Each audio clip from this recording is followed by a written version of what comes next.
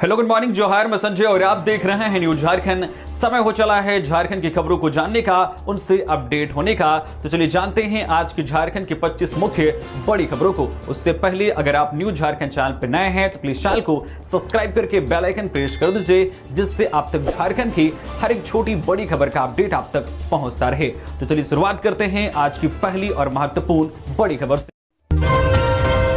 झारखंड के युवाओं के लिए बड़ी खुशखबरी, जेल कक्षपाल के 1733 पदों पर निकली वैकेंसी। इस दिन से 10वीं पास कर सकते हैं आवेदन।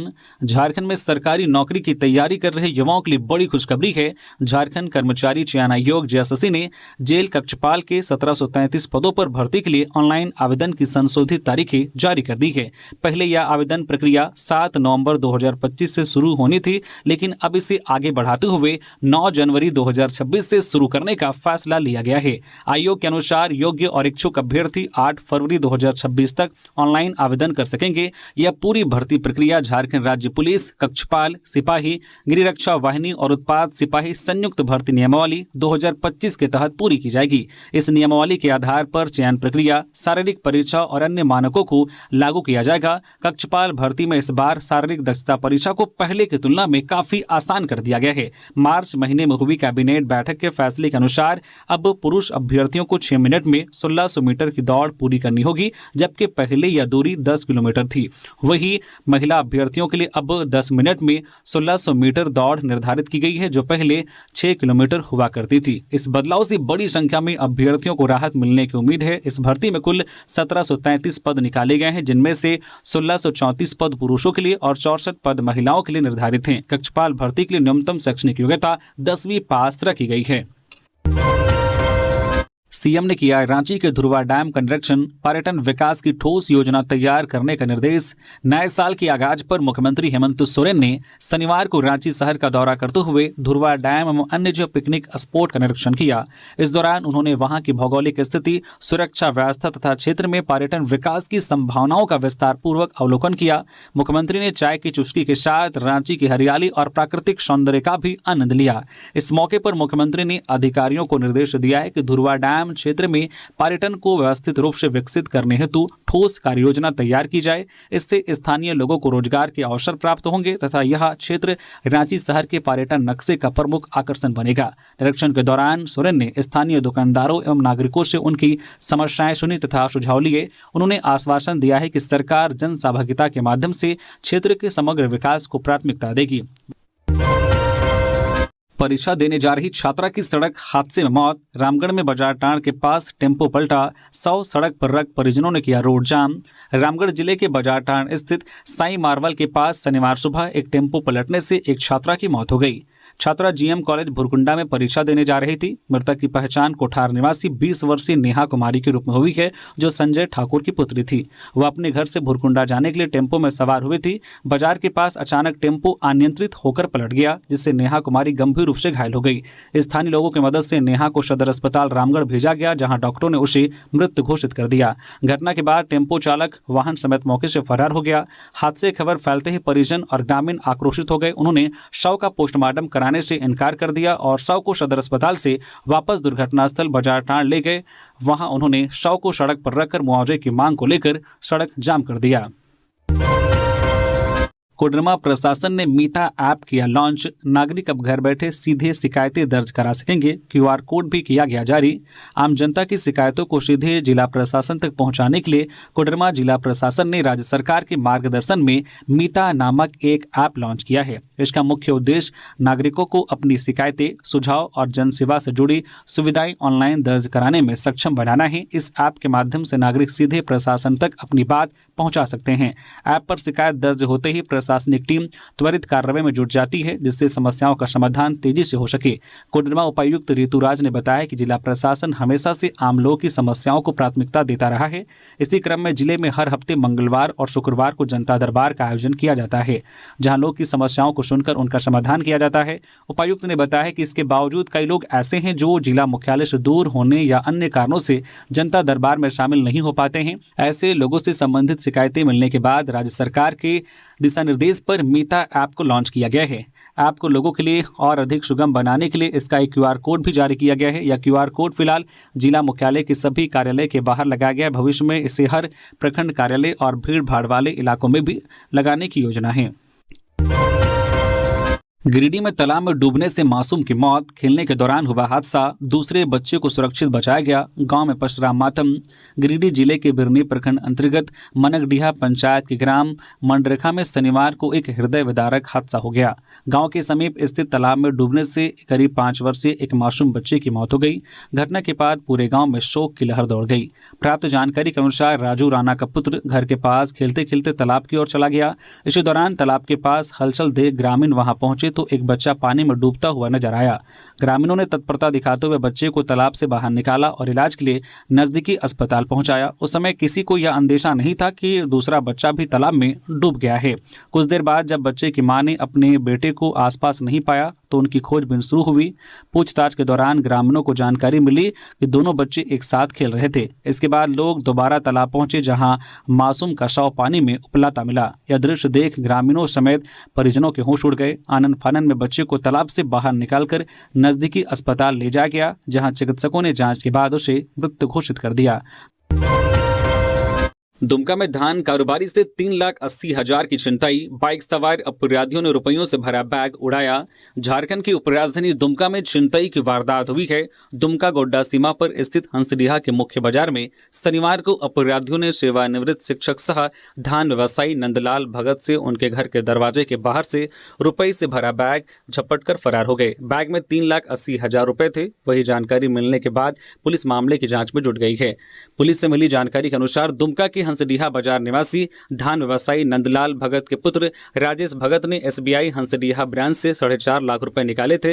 रुपए लेकर वह हंसडीहा के गोड्डा रोड स्थित अपने विशाल इंटरप्राइजेस प्रतिष्ठान पहुंचे, जहां उन्होंने 70,000 रुपए अपने पास रखकर शेष राशि 3,80,000 रुपए अपने पिता नंदलाल भगत को देकर घर भेज दिया।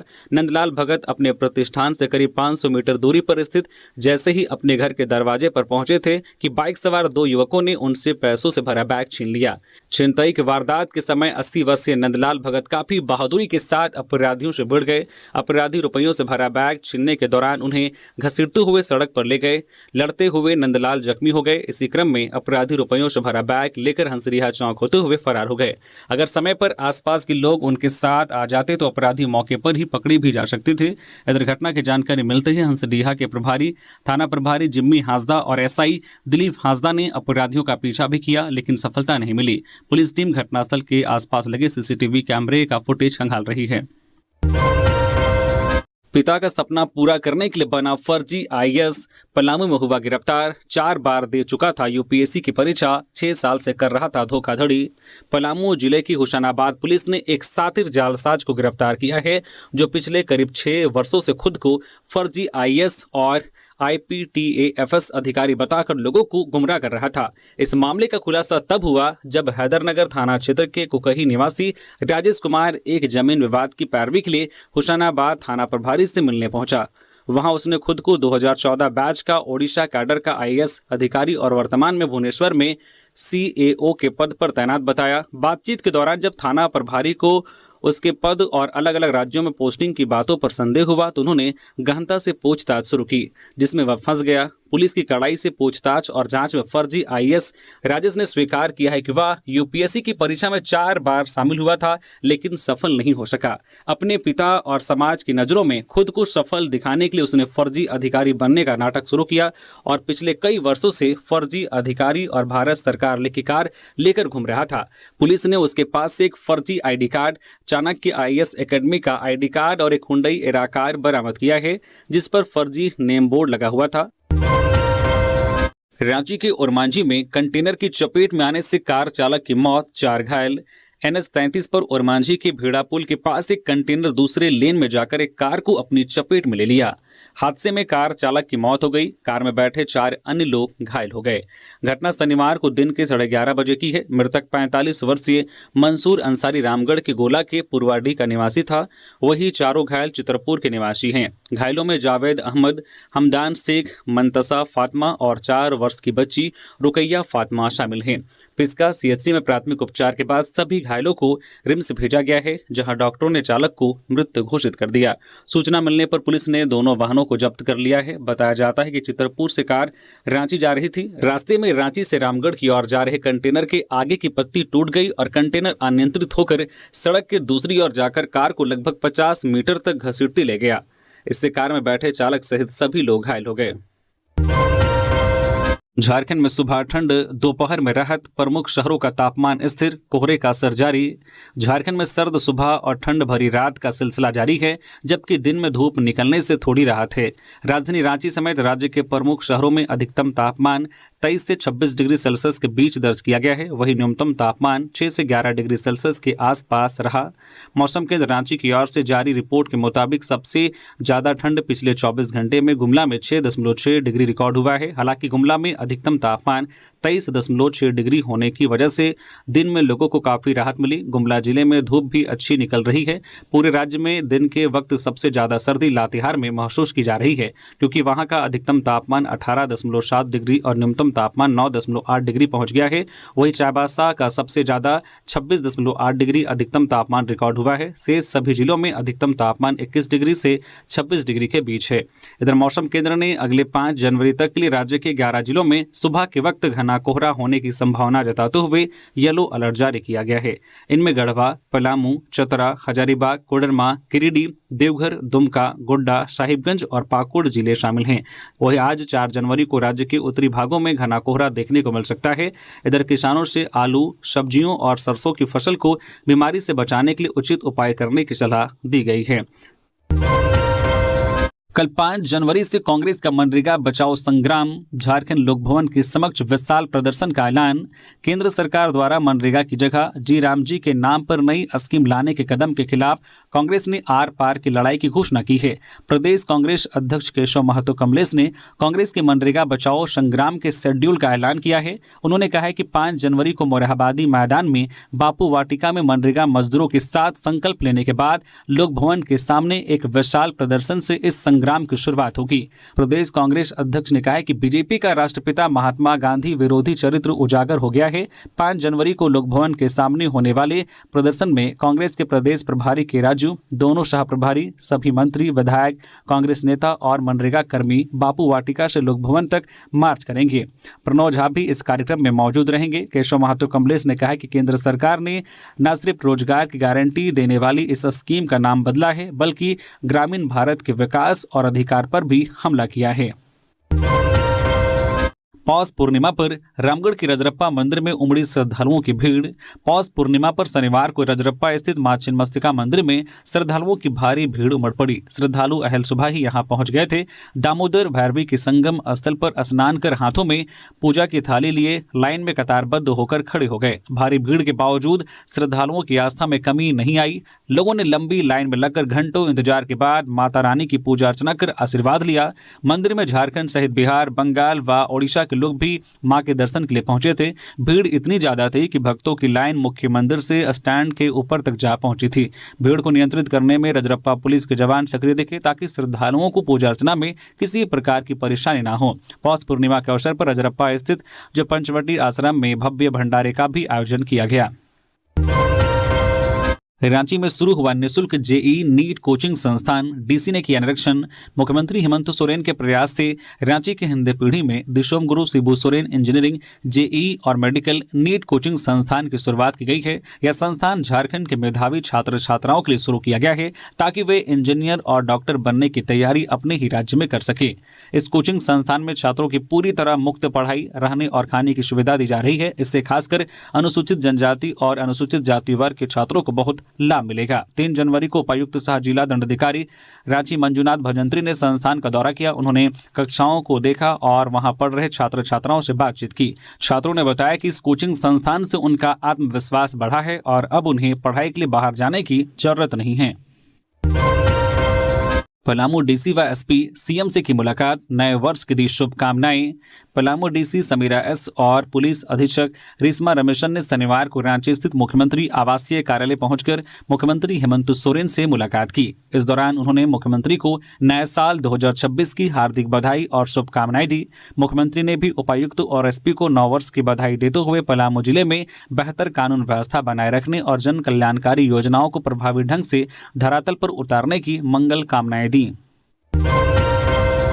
पेशा पर राज्य सरकार के धोखे से आदिवासी समाज की उम्मीदें चकनाचूर हुई। चंपई सोरेन, पिछले महीने सरकार ने पेशा नियमावली लागू किया, लेकिन वे उसकी नियमावली को छिपाते रहे। शुक्रवार को जब नियमावली सामने आई तब पता चला कि सरकार इसे छिपा क्यों रही थी। हाईकोर्ट द्वारा कई बार दबाव डालने एवं विपक्ष के आंदोलन के बाद भी सरकार जो नियमावली लेकर आई है वह पूरी तरह से आदिवासी विरोधी है। इस सरकार ने पेशा नियमावली के नाम पर आदिवासी समाज को धोखा दिया है। अगर आप पिछली नियमावली से तुलना करें तो इस सरकार ने इसके मूल स्वरूप को ही बदल दिया है। पूर्व मुख्यमंत्री चंपई सोरेन ने मीडिया को जारी बयान में ये बातें कही हैं। उन्होंने कहा है कि सबसे बड़ा बदलाव तो यह है कि इसके गठन में रूढ़िजन्य विधि एवं धार्मिक प्रथा जैसे शब्द गायब हैं। जब भारतीय संविधान की धारा 13(3) का में भी रूढ़िजन्य प्रथाओं को स्पष्ट तौर पर पहचान दी गई है, तो इसे हटाकर यह सरकार किसको फायदा पहुंचाना चाहती है। अगर आप ग्राम सभा के गठन में रूढ़िजन्य व्यवस्था को दरकिनार कर देंगे तो फिर वैसे पेशा का क्या मतलब है। यह पेशा की मूल भावना का खुला उल्लंघन है। पेशा कानून का मुख्य मकसद ही आदिवासी समाज की रूढ़िजन्य विधियों, सामाजिक धार्मिक प्रथाओं एवं परंपराओं को संरक्षण देना है। समायोजन की मांग को लेकर बर्खास्त अनुसेवकों की पदयात्रा शुरू, जाएंगे सीएम आवास। पलामू जिले में वर्ष 2010 में नियुक्त 251 अनुसेवकों की बर्खास्तगी के खिलाफ आंदोलन तेज हो गया है। समायोजन की मांग को लेकर बर्खास्त अनुसेवक संघ ने पदयात्रा व प्रदर्शन के माध्यम से मुख्यमंत्री आवास जाने का निर्णय लिया है। पदयात्रा की शुरुआत शनिवार को मेदिनीनगर से हुई। बर्खास्त अनुसेवकों ने बताया कि वर्ष 2010 में चतुर्थ वर्गीय पदों के लिए पैनल तैयार किया गया था। सरिता कुमारी बनाम झारखंड सरकार मामले में झारखंड हाईकोर्ट के आदेश के बाद कोडरमा जिले की तर्ज पर वर्ष 2017 में लिखित परीक्षा के अंकों के आधार पर चयन किया गया। इसमें पलामू जिले के विभिन्न सरकारी कार्यालयों में अनुसेवकों की नियुक्ति की गई। सभी 7 से 8 वर्षों तक सेवा में कार्यरत रहे। हालांकि सर्वोच्च न्यायालय के फैसले के बाद उक्त विज्ञापन को त्रुटिपूर्ण मानते हुए रद्द कर दिया गया। इसके आधार पर तत्कालीन डीसी शशि रंजन ने बिना किसी पूर्व सूचना व स्पष्टीकरण के सभी 251 अनुसेवकों को सेवा से बर्खास्त कर दिया। बर्खास्त अनुसेवकों का कहना है कि इस प्रक्रिया के तहत झारखंड के अन्य जिलों में आज भी अनुसेवक कार्यरत हैं। ऐसे में केवल पलामू जिले में की गई कार्रवाई भेदभावपूर्ण व अन्यायपूर्ण है। संघ के अनुसार बर्खास्तगी के बाद सभी अनुसेवक गंभीर आर्थिक संकट से जूझ रहे हैं। बैंक ऋण, पारिवारिक जिम्मेदारियों और बेरोजगारी के दबाव में 2 अनुसेवकों की हार्ट अटैक से मौत हो चुकी है। कई अन्य मानसिक तनाव में हैं। कुछ अनुसेवकों के सामने जीवन यापन का गंभीर संकट उत्पन्न हो गया है। रांची के धुरवा इलाके से 6 व 7 साल के भाई बहन लापता, तलाश में सहयोग की अपील। धुरवा थाना क्षेत्र के मौसीबाड़ी इलाके से 2 मासूम भाई बहन बीते 2 जनवरी की शाम करीब 4 बजे से लापता हो गए हैं। दोनों बच्चे आपस में भाई बहन थे। भाई 7 वर्षीय अंश और बहन 6 वर्षीय अंशिका कुमारी है। बच्चे के पिता का नाम सुनील कुमार है। दोनों भाई बहन 2 जनवरी की शाम लगभग 4 बजे धुरवा स्थित शालीमार बाजार से गुम हो गए। दोनों बच्चे एक साथ थे और तब से उनका कोई पता नहीं चल पाया है। पुलिस और परिवार ने आम जनता से अपील की है कि यदि किसी को भी इन दोनों बच्चों के बारे में कोई जानकारी मिले तो 9431706166 या 6205934668 नंबर पर संपर्क करें। जेसीबी मालिक पर ड्राइवर की पत्नी से दुष्कर्म का आरोप, चाकू का भय दिखाकर रेप किया, बच्चे को मारने की धमकी दी, आरोपी फरार। कोडरमा जिले में एक जेसीबी मालिक पर अपने ही चालक की पत्नी से दुष्कर्म का आरोप लगा है। पीड़िता ने डोमचांच थाने में लिखित शिकायत दर्ज कराई है। यह घटना डोमचांच थाना क्षेत्र की है। पीड़िता के अनुसार उनके पति जेसीबी चालक हैं। शुक्रवार को पीड़िता के पति काम के सिलसिले में बरकट्ठा हजारीबाग गए थे। उनकी सास और ननद भी खेत पर आलू निकालने गई थी। पीड़िता अपने बच्चे के साथ घर पर अकेली बारिश हो रही थी, तभी आरोपी नंदलाल पंडित उनके घर पहुंचा। पीड़िता ने आरोप लगाया है कि नंदलाल पंडित ने उन्हें अकेला पाकर चाकू का भय दिखाकर दुष्कर्म किया।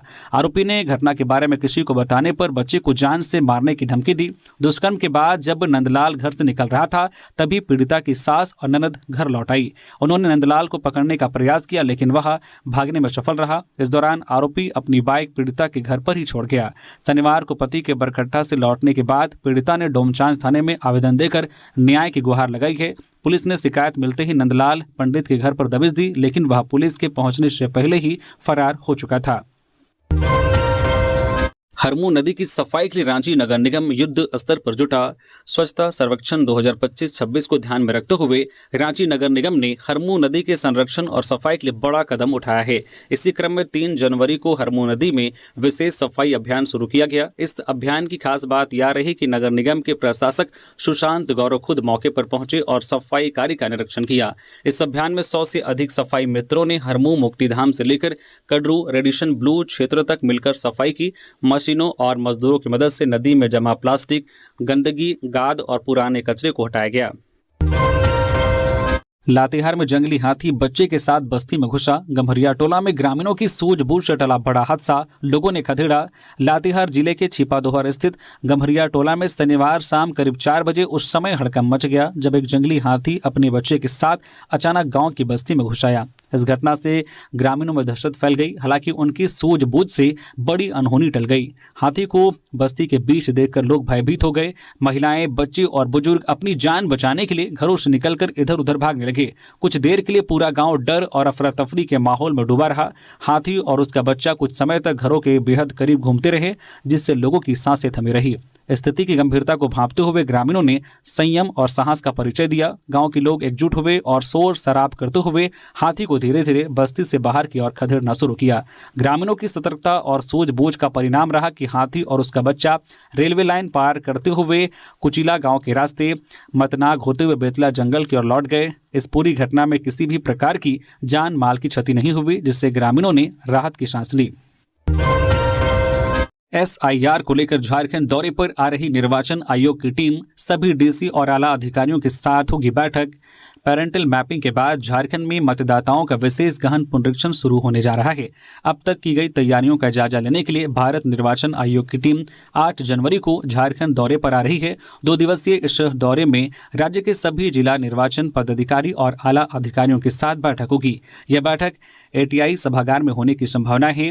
अगर SIR को लेकर संतोषजनक तैयारियां रही तो फरवरी में इसकी शुरुआत होने की संभावना है। सबसे खास बात यह है कि SIR के दौरान घर घर फॉर्म पहुंचेगा, जिसे प्रत्येक मतदाता को भरना अनिवार्य होगा, चाहे उनका नाम 2003 की मतदाता सूची में हो या ना हो। मुख्य निर्वाचन पदाधिकारी के रवि कुमार के अनुसार भारत निर्वाचन आयोग के पदाधिकारी 2 दिवसीय दौरे के क्रम में सभी जिलों के उपायुक्तों के साथ बैठक करेंगे। इस संबंध में सभी जिला निर्वाचन पदाधिकारियों को अलर्ट कर दिया गया है।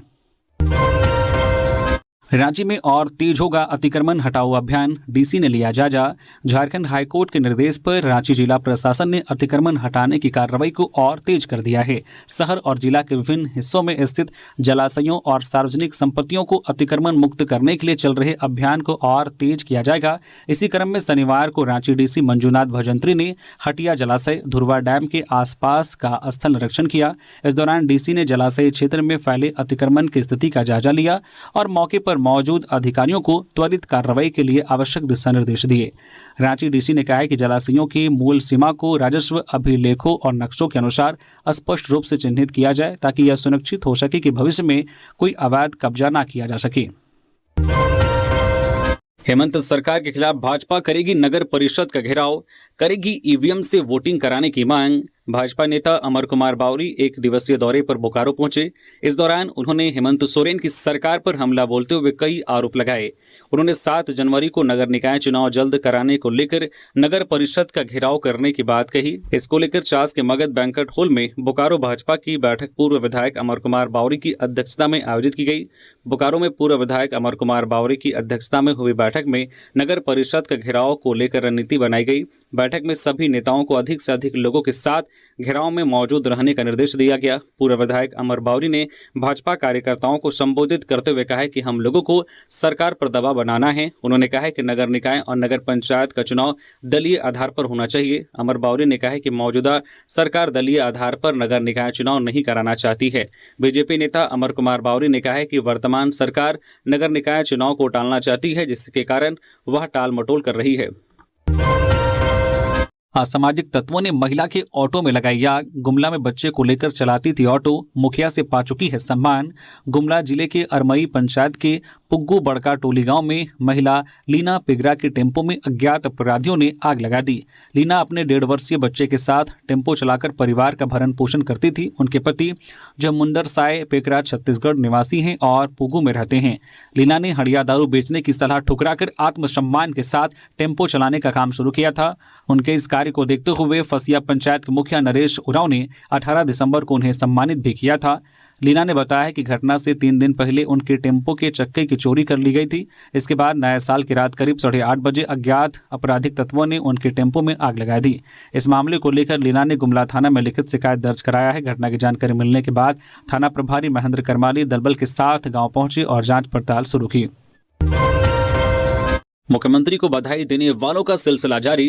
नववर्ष के अवसर पर शनिवार को भी मुख्यमंत्री हेमंत सोरेन से विभिन्न विभागों के वरिष्ठ भारतीय प्रशासनिक सेवा के आईएएस पदाधिकारियों ने मुख्यमंत्री आवासीय कार्यालय में सौजन्य भेंट की और उन्हें नववर्ष की शुभकामनाएं दी। मुख्यमंत्री सोरेन ने सभी पदाधिकारियों को नववर्ष की शुभकामनाएं देते हुए राज्य के सर्वांगीण विकास, सुशासन तथा जन कल्याण के कार्यों में सेवा भावना और निष्ठा के साथ योगदान देने का आह्वान किया। उन्होंने कहा कि नया वर्ष राज्य के विकास कार्यों को और अधिक गति प्रदान करने का संकल्प लेकर आए, जिससे झारखंड की जनता को सुशासन और समृद्धि का लाभ प्राप्त हो। रांची में अफीम तस्करी का भंडाफोड़। 3 किलो 758 ग्राम के पार्सल के साथ एक तस्कर गिरफ्तार। रांची लोअर बाजार थाना क्षेत्र में पुलिस ने मादक पदार्थ तस्करी के खिलाफ कार्रवाई करते हुए 3 किलो 758 ग्राम अफीम के साथ एक युवक को गिरफ्तार किया है। पुलिस को सूचना मिली थी कि एक व्यक्ति लालपुर की ओर से कांटा टोली की तरफ नशीला पदार्थ लेकर जा रहा है। सूचना मिलते ही सिटी एसपी के निर्देश पर लोअर बाजार थाना क्षेत्र में छापेमारी की गई। छापेमारी के दौरान एक युवक बैग लेकर आता हुआ दिखाई दिया। पुलिस द्वारा रुकने का इशारा करने पर युवक भागने लगा, लेकिन पुलिस बल ने घेराबंदी कर उसे पकड़ लिया। तलाशी के दौरान उसके बैग से काले रंग के प्लास्टिक में रखे 2 पारदर्शी प्लास्टिक पैकेट मिले, जिनमें काले रंग का चिपचिपा पदार्थ पाया गया, जो अफीम जैसा प्रतीत हुआ। जांच में अफीम का कुल वजन 3 किलो 758 ग्राम पाया गया। गिरफ्तार युवक की पहचान मोहम्मद जुबैर अंसारी के रूप में हुई है। पुलिस ने आरोपित के पास से 2300 रुपए नगद, अफीम, Aadhaar card, PAN card, driving licence और एक मोबाइल फोन भी बरामद किया है। पुलिस अब यह पता लगाने में जुटी है कि आरोपित अफीम कहां से लाया था और उससे कहां सप्लाई करने वाला था। गढ़वा में 50 लाख की लूट का खुलासा नहीं, स्वर्ण व्यवसायियों ने दुकानें की बंद।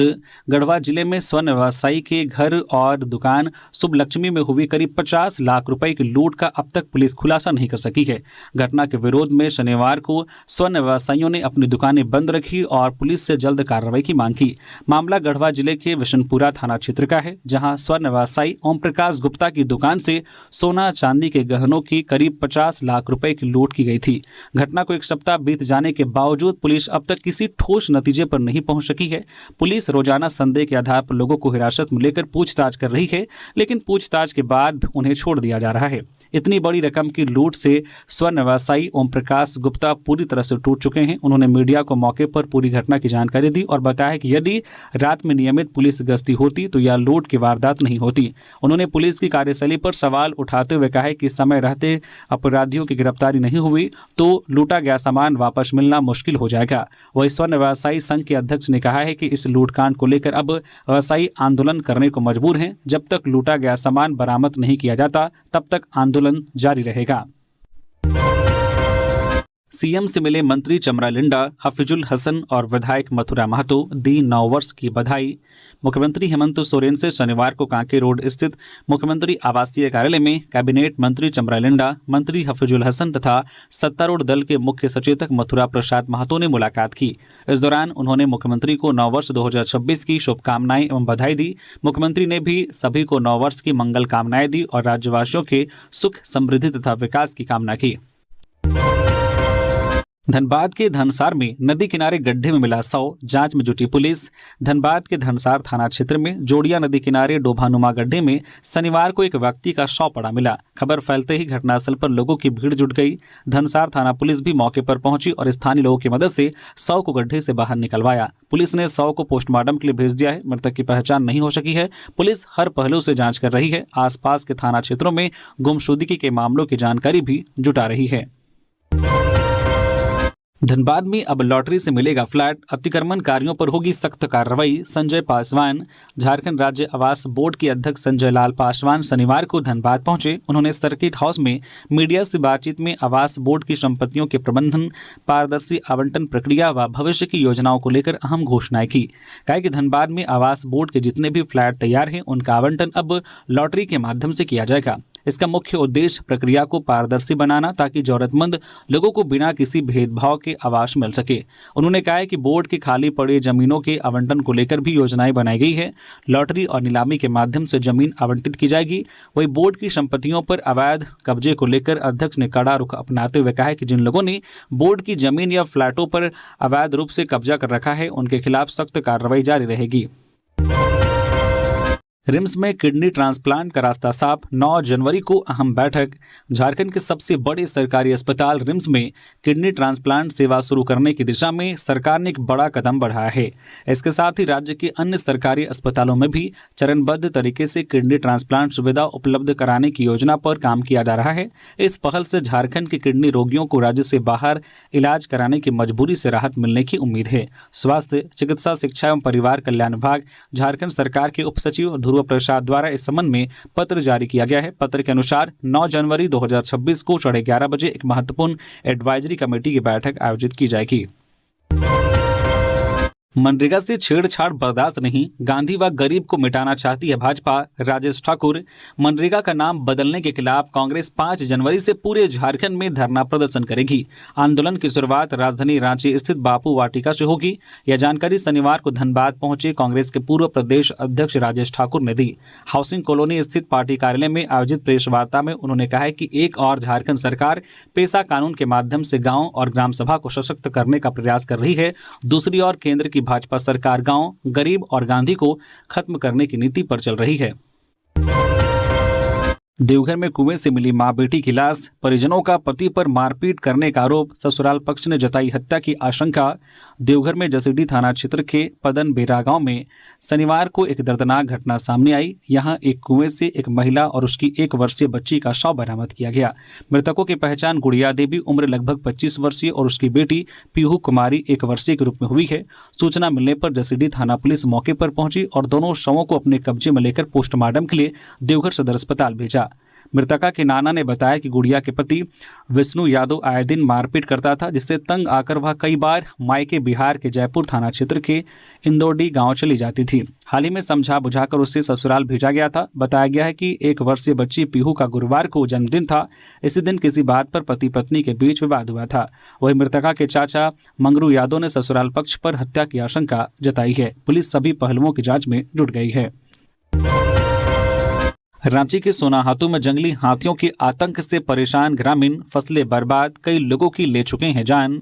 जंगली हाथियों के झुंड के द्वारा लगातार किसानों की फसल को बर्बाद किया जा रहा है।